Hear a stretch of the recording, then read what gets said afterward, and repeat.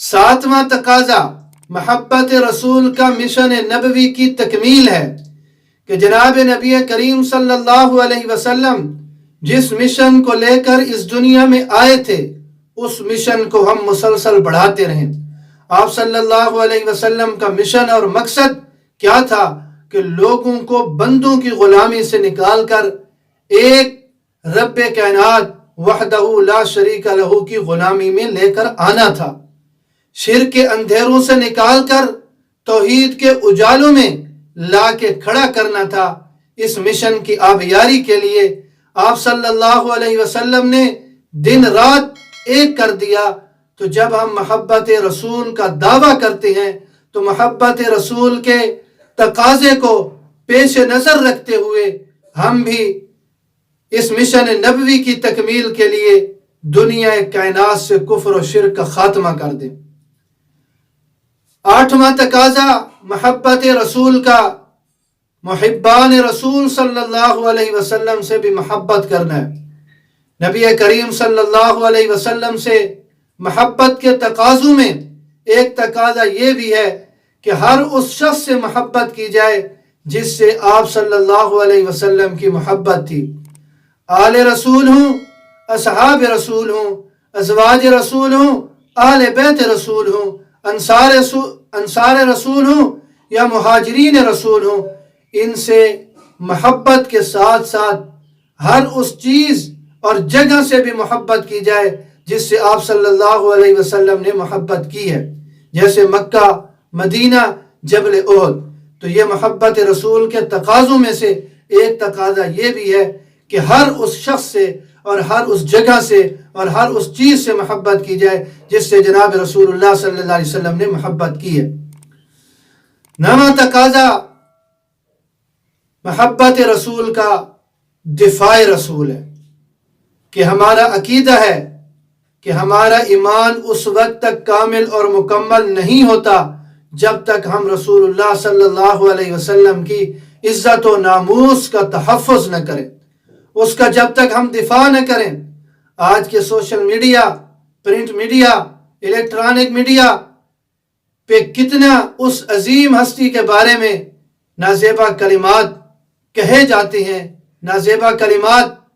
استعمال کیے جاتے ہیں۔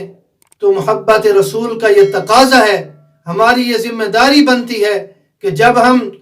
رسول اللہ صلی اللہ علیہ وسلم سے محبت کا دعویٰ کرتے ہیں تو ہر محاذ اور ہر میدان میں دفاع کے لیے اتریں، اپنی غیرت ایمانی کا ثبوت دیں، اپنی محبت رسول کو ظاہر اور ثابت کریں، اور آپ صلی اللہ علیہ وسلم کی عظمت اور ناموس پر اٹھنے والی ہر انگلی کو اور ہر زبان کو ہم جو ہے وہ بند کر کے رکھ دیں۔ محبت رسول کے تقاضوں میں سے 10واں تقاضا ختم نبوت پر کامل ایمان ہے کہ جس طرح آپ صلی اللہ علیہ وسلم کو پیغمبر اور نبی ماننا ضروری ہے، اسی طرح آپ صلی اللہ علیہ وسلم کو آخری نبی اور آخری رسول ماننا بھی ضروری ہے۔ محبت رسول کے بنیادی تقاضوں میں سے یہ ایک بہت ہی اہم اور ضروری تقاضا ہے کہ آپ صلی اللہ علیہ وسلم کو خاتم النبیین مانا جائے، اور یہ حکم خداوندی ہے، ما کان محمد ابا احد من رجالکم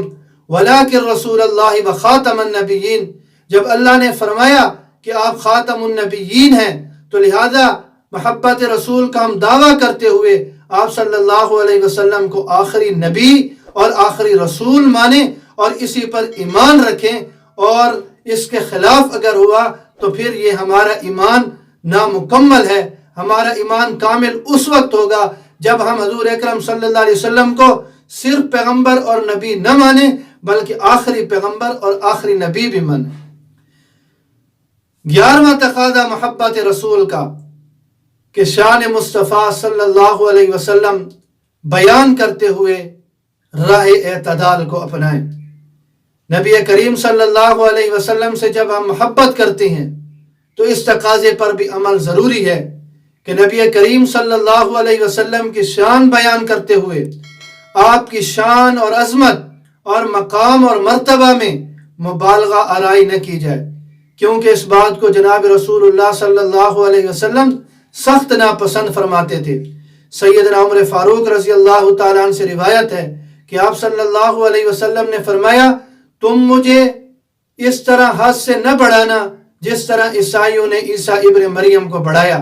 میں تو صرف اللہ کا بندہ ہوں، لہذا تم مجھے اللہ کا بندہ اور رسول کہو۔ اس سے معلوم ہوا کہ آپ صلی اللہ علیہ وسلم کی وہی شان بیان کرنی چاہیے جو اللہ رب العزت نے قرآن کریم میں بیان فرمائی، یا رسول اللہ صلی اللہ علیہ وسلم نے اپنی زبانی صحابہ کرام رضوان اللہ تعالیٰ علیہ مجمعین کو بتائی۔ صحابہ کرام رضوان اللہ تعالیٰ علیہ مجمعین نے جو بیان کی وہی بیان کرنی چاہیے۔ خود ساختہ فضائل اور مناقب ان سے کلی طور پر اجتناب کرنا چاہیے، ہر صورت ان کو بیان کرنے سے پرہیز کرنا چاہیے، کیونکہ محبت رسول کے بنیادی تقاضوں میں سے ایک تقاضا یہ بھی ہے۔ اللہ رب العزت مجھے اور آپ سب کو دین سمجھنے کے اور عمل کی توفیق نصیب فرمائے۔